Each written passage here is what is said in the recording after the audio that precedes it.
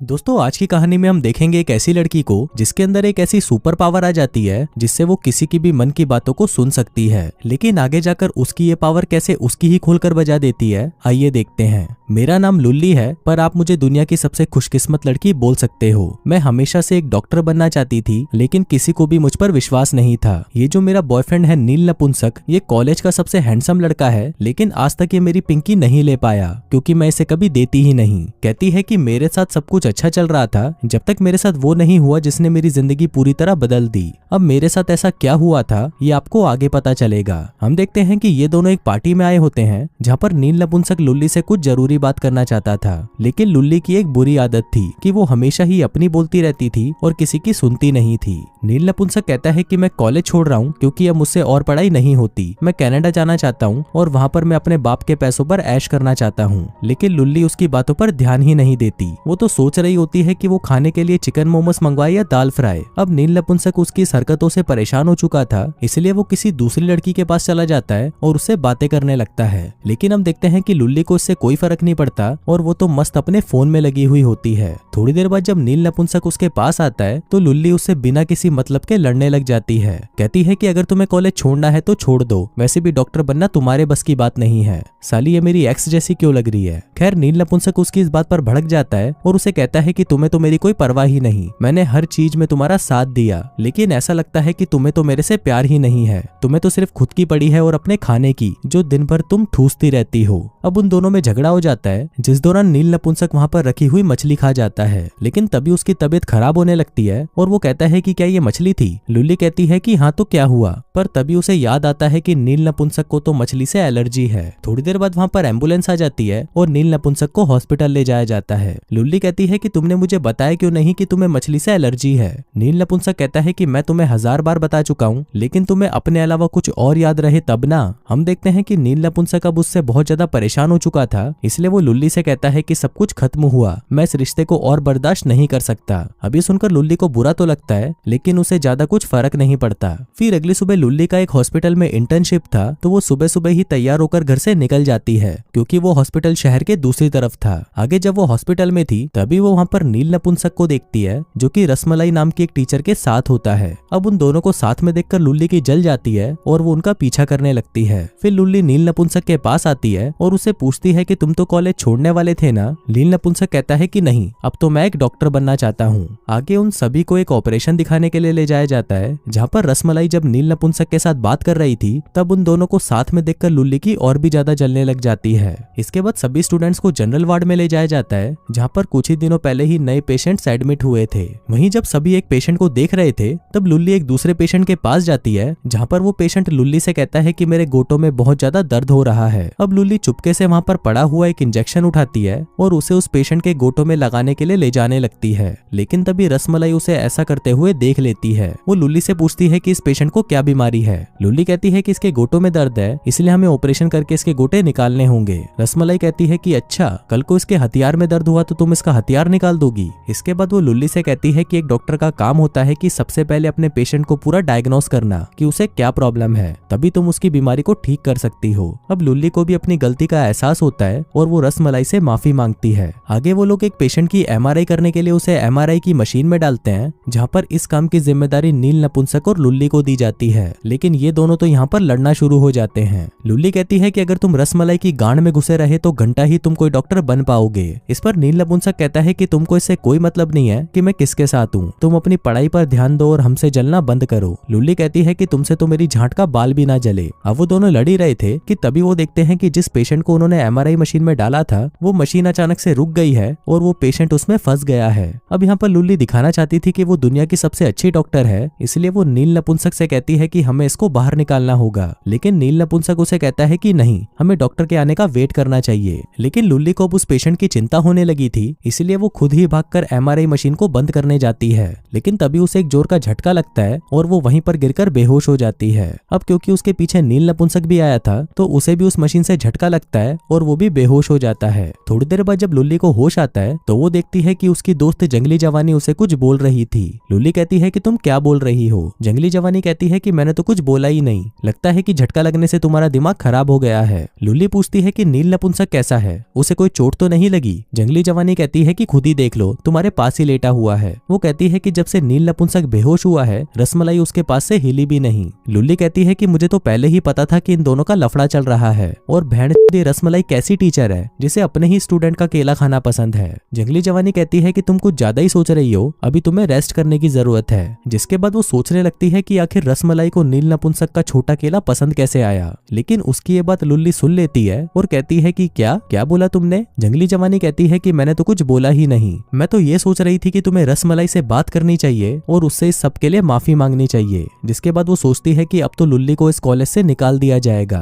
अब लुल्ली बहुत ज्यादा कंफ्यूज हो जाती है और उसे कुछ समझ नहीं आ रहा होता कि उसके साथ ये हो क्या रहा है। उसे वो सब कैसे सुनाई दे रहा है जो वो सोच रही है। तभी जंगली जवानी रसमलाई को बुलाने के लिए उसके पास जाती है, लेकिन लुल्ली को लगता है कि रसमलाई उसे इस कांड पर बहुत ज्यादा डांटने वाली है, इसलिए वो चुपचाप वहां से निकल जाती है। लेकिन इस दौरान वो जिस जिसको भी हाथ लगाती है वो उसके मन की बातों को सुन लेती है। जैसे कि ये लड़की सोच रही होती है कि काश कोई हैंडसम सा लड़का उसकी गुलाबी बजा दे। लुल्ली कहती है कि वो लड़का तुमको 503 नंबर वाली लैब में मिलेगा, जो कहकर वो वहां से भाग जाती है। आगे जब वो बस से अपने घर जा रही थी तभी वो एक औरत को छूती है जो कि अपने मन में अपने पति को डिवोर्स देने के बारे में सोच रही थी। इसके बाद वो एक आदमी को छूती है जो कि अपने बॉस को गालियां दे रहा था। अब ऐसे कर करके वो हर एक इंसान की मन की बात को सुनने लगती है, लेकिन उसे ये सब काफी अजीब लग रहा था। इसी दौरान वो एक बुढ़िया को छूती है जो कि सोच रही थी कि काश कोई ऐसी लड़की मिल जाए जो मेरी गुलाबी चाटे। अब ये सुनकर लुल्ली का दिमाग खराब हो जाता है और वो उस बस से उतर जाती है। आगे वो अपने बेस्ट फ्रेंड चूच कलंदर से मिलने जाती है जो कि वॉलीबॉल गेम की प्रैक्टिस कर रहा था, लेकिन उसका गेम देखकर ऐसा लग रहा था जैसे कि वो लड़कियों की तरह खेल रहा हो, लेकिन वो अपने गेम में बहुत ही अच्छा परफॉर्म कर रहा था। अब उसका गेम देखकर उसका कोच उसे टीम का कैप्टन बनने को कहता है, लेकिन चूच कलंदर उसे कैप्टन बनने से मना कर देता है और कहता है कि मेरे पैर पर चोट लगी है, इसलिए आप कैप्टन किसी और को बना दीजिए। आगे जब चूच कलंदर लुल्ली से बात कर रहा था तो लुल्ली उसे कहती है कि तुम तो बिल्कुल फिट लग रहे हो, तो तुम कैसे कह सकते हो कि तुम्हें चोट लगी है।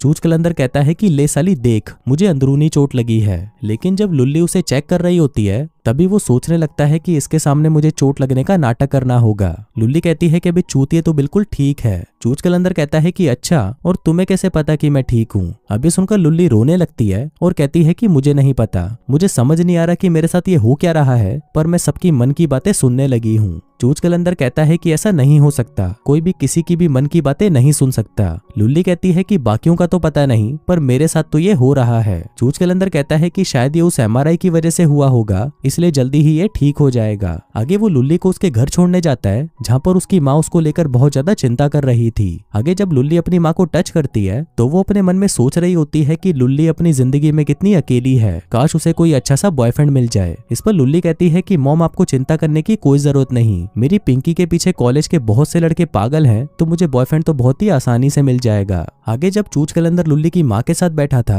तभी उसकी माँ उसे कहती है कि क्या तुम दोनों वापस से एक हो सकते हो, मुझे लगता है कि तुम दोनों साथ में बहुत क्यूट लगते हो। चूच कलंदर कहता है कि तब तो हम बच्चे थे और अब तो लुल्ली को सिर्फ अपनी ही पड़ी है, हम दोनों का तो साथ में कोई मैच ही नहीं है। आगे जब वो लुल्ली के पास जाता है तो वो उसे कहता है कि तुम्हारी मॉम कह रही थी कि हम दोनों को साथ में होना चाहिए, लेकिन मैंने उन्हें मना कर दिया। लुल्ली कहती है कि क्यों, हम दोनों साथ में क्यों नहीं हो सकते, क्योंकि मैं सिर्फ अपने बारे में सोचती हूँ तो मैं किसी की गर्लफ्रेंड नहीं बन सकती। चूच कलंदर कहता है कि नहीं यार, ऐसा नहीं है, और तभी वो सोचने लगता है क्योंकि मैं मीठा हूँ इसलिए। अभी सुनते ही लुल्ली शॉक्ड हो जाती है और कहती है कि क्या तुम मीठे हो। चूच कलंदर कहता है कि नहीं यार, ये क्या बोल रही हो तुम। लुल्ली कहती है कि अच्छा चलो मेरी कसम खा के बोलो कि तुम छक्के नहीं हो। तभी चूच कलंदर सोचने लगता है कि इस साली को मेरे बारे में पता कैसे चला। लुल्ली कहती है कि मुझे मन में गाली देना बंद करो। अभी सुनकर चूच कलंदर की फट जाती है और वो कहता है कि तुम तो सच में लोगों की मन की बात सुन सकती हो। लुल्ली कहती है कि हाँ, और तुम सच में मीठे हो। चूच कलंदर कहता है कि हाँ मैं मीठा हूँ, पर प्लीज तुम किसी को भी इस बारे में मत बताना। इस पर लुल्ली भी उसे कहती है कि प्लीज तुम किसी को भी मत बोलना कि मैं लोगों की मन की बातें सुन सकती हूँ। इसी दौरान वहाँ पर जंगली जवानी आ जाती है और उन्हें कहती है कि क्या तुम दोनों मजदूरी कर रहे थे, जिस पर लुल्ली कहती है कि नहीं, ये साला तो छक्का है। तभी चूच कलंदर भी उसे बता देता है कि लुल्ली लोगों का दिमाग पढ़ सकती है। अभी सुनकर जंगली जवानी हैरान रह जाती है और कहती है कि भेड़ ये सब चल क्या रहा है। अब लुल्ली भी उसे सब कुछ बता देती है कि वो लोगों की मन की बातें सुन सकती है। जंगली जवानी कहती है कि ऐसा कैसे हो सकता है। इस पर लुल्ली कहती है कि ये तो मेरे साथ सच में हो रहा है। जंगली जवानी कहती है कि अच्छा चलो ये बताओ कि अभी मैं क्या सोच रही हूँ। लुल्ली उसका हाथ पकड़ती है और कहती है कि तुम्हें किसी का काला घोड़ा चाहिए। अभी सुनकर जंगली जवानी हैरान हो जाती है और कहती है कि तुम्हारे पास तो सच में सुपर पावर्स हैं। फिर वो चूच कलंदर से कहती है कि तुम्हें भी सबको बता देना चाहिए कि तुम एक मीठे हो। चूच कलंदर कहता है कि ये इतना आसान नहीं, अगर सोसाइटी को मेरे बारे में पता चल गया तो वो मेरा हथियार काट देंगे।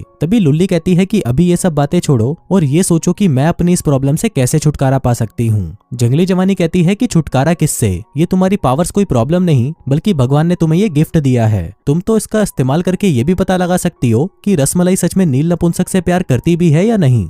अब लुल्ली को उसका ये आइडिया पसंद आता है, जिसके बाद अगले दिन जब वो कॉलेज जाती है तभी उसे वहाँ पर नील नपुंसक मिलता है जो कि आज उससे बहुत ही अच्छे तरीके से बात कर रहा था। अब लुल्ली उसकी मन की बातें सुनने के लिए उसे टच करती है, लेकिन वो नील नपुंसक की मन की बात नहीं सुन पाती। तभी नील नपुंसक उसे चूसने लगता है और उसे कहता है कि आज तुम इतनी शानदार लग रही हो कि तुम्हें देखकर मेरा खड़ा हो गया। अभी सुनकर लुल्ली भी खुश हो जाती है और सोचती है कि शायद नील नपुंसक उसके साथ वापस रिलेशनशिप में आना चाहता है। वो उसे पूछती है कि क्या तुम मुझसे गुस्सा नहीं हो। नील नपुंसक कहता है कि नहीं तो मैं क्यों गुस्सा होऊंगा। इसी दौरान वहाँ पर रसमलाई आ जाती है और लुल्ली को अपने ऑफिस में बुलाती है। फिर जब लुल्ली उसके ऑफिस आती है तो रसमलाई उसे बताती है कि नील नपुंसक को एक रेयर बीमारी है जिसमें उसे कल का कुछ भी याद नहीं है और उसे ये बीमारी उस MRI मशीन के करंट लगने की वजह से हुई है। रसमलाई कहती है कि शायद ये बीमारी टेम्परेरी हो सकती है, लेकिन उसे आज से 1-2 दिन पहले का कुछ भी याद नहीं है। अभी सुनकर लुल्ली खुश हो जाती है और सोचती है कि शायद यही मौका है नील नपुंसक को वापस पटाने का। पर तभी उसे जंगली जवानी की वो बात भी याद आती है कि वो रसमलाई की मन की बात को जान ले कि उसे नील नपुंसक पसंद भी है या नहीं। अब लुल्ली रसमलाई का हाथ पकड़ती है और कहती है कि नील नपुंसक बहुत ही अच्छा लड़का है।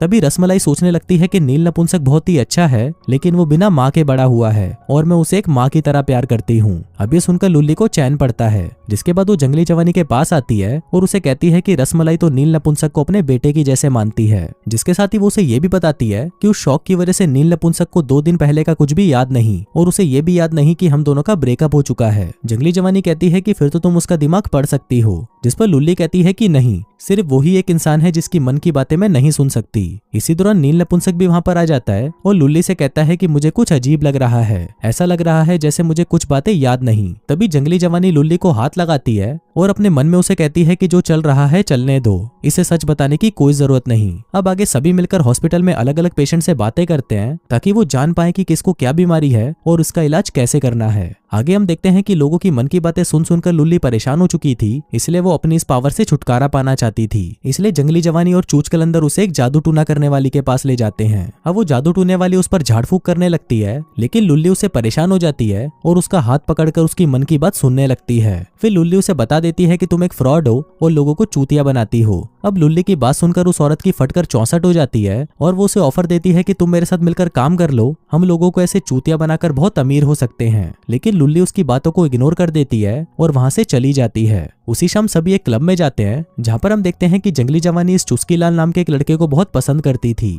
वो उसे कहती है कि आज मेरे पेरेंट्स घर पर नहीं है, तो क्या तुम मेरे साथ मेरे घर पर चलकर मेरी गुलाबी फाड़ सकते हो। लेकिन इसी दौरान वहाँ पर चूच कलंदर आ जाता है और उससे पूछता है कि क्या मैं भी तुम लोगों के साथ बैठकर दारू पी सकता हूँ। इस पर चुस्कीलाल कहता है कि हाँ क्यों नहीं, जिसके बाद वो उन दोनों के लिए ड्रिंक लेने चला जाता है। कुछ देर बाद चूच कलंदर भी उठकर वहाँ से चला जाता है और काफी देर वेट करने के बाद भी जब वो दोनों वापस नहीं आते तो जंगली जवानी उन दोनों को देखने जाती है। तभी वो देखती है कि वो दोनों वहाँ पर साथ में दारू पी रहे हैं, जो देखकर जंगली जवानी को काफी अजीब लगता है। वहीं क्लब में लुल्ली और नील नपुंसक की ठरक की सीमा पार हो चुकी थी, इसलिए नील नपुंसक उससे पूछता है कि क्या हम दोनों मेरे घर पर चले, वहाँ पर हम पलंग तोड़ मजदूरी करेंगे। अब लुल्ली भी इसके लिए हाँ कर देती है, जिसके बाद वो दोनों नील नपुंसक के घर पर आते हैं और वहाँ पर पूरी रात दबाकर मजदूरी करते हैं। अगली सुबह वो दोनों फिर से दबाकर मजदूरी कर रहे थे, लेकिन तभी वहाँ पर नील नपुंसक का बाप आ जाता है और उन दोनों को साथ में देख लेता है। कहता है कि मैं तो यहाँ पर अपना सामान लेने आया था, लेकिन तुम तो अपना सामान कहीं और घुसा कर बैठे हो। अब लुल्ली की यहाँ पर फट रही थी, क्योंकि उसे लग रहा था कि उसे बिना कपड़ों के देखकर कहीं उसका बाप उस पर टूट ना पड़े, लेकिन उसका बाप खुद पर कंट्रोल कर लेता है और वहाँ से चला जाता है।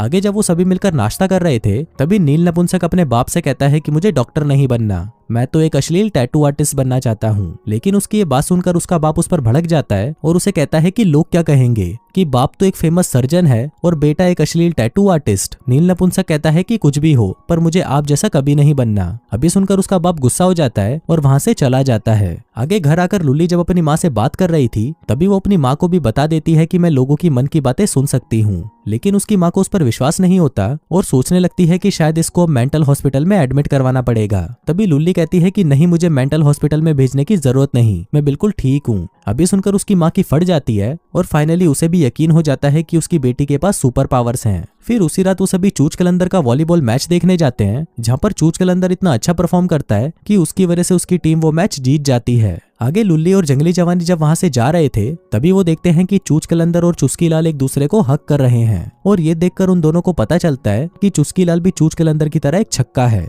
अब ये देखकर जंगली जवानी का दिल तो टूट जाता है, लेकिन अब वो बेचारी कर भी क्या सकती थी। फिर अगले दिन जब लुल्ली और नील नपुंसक हॉस्पिटल में होते हैं तभी अचानक से नील नपुंसक को उसकी पुरानी यादें वापस आने लगती हैं। उसे याद आने लगता है कि लुल्ली ने उसे कहा था कि तुम डॉक्टर बनने के लायक नहीं हो, जिसके बाद उन दोनों के बीच में झगड़ा हुआ था और उसने लुल्ली से ब्रेकअप कर लिया था। फिर नील नपुंसक कहता है कि तुमने मुझसे झूठ बोला, तुमने मुझे बताया कि हम दोनों का ब्रेकअप हो गया है और इतने दिनों से बस तुम मेरा फायदा उठाती रही। अब लुल्ली उसे माफी मांगने लगती है पर तभी नील नपुंसक को दौरा पड़ता है और वो वहां पर बेहोश हो जाता है। आगे जब उसका ट्रीटमेंट हो रहा था तभी लुल्ली देखती है कि नील नपुंसक की दिल की धड़कन अचानक कम हो रही है। अब ये देखकर डॉक्टर रसमलाई उसे बिजली का झटका देने लगती है, पर हम देखते हैं कि इस दौरान लुल्ली ने नील नपुंसक का हाथ पकड़ा हुआ था, जिस वजह से बिजली का झटका उसे भी लगता है और वो नीचे गिर जाती है। लेकिन वहीं नील नपुंसक की हालत अभी भी नहीं सुधरी थी, इसलिए डॉक्टर उसका ऑपरेशन करने के लिए उसे ऑपरेशन रूम में ले जाते हैं। आगे लुल्ली जब बाहर उदास खड़ी थी तभी जंगली जवानी उसके पास आती है। लुल्ली कहती है कि ये सब मेरी वजह से हुआ है और अगर आज नील नपुंसक को कुछ हो गया तो मैं कभी भी खुद को माफ नहीं कर पाऊंगी।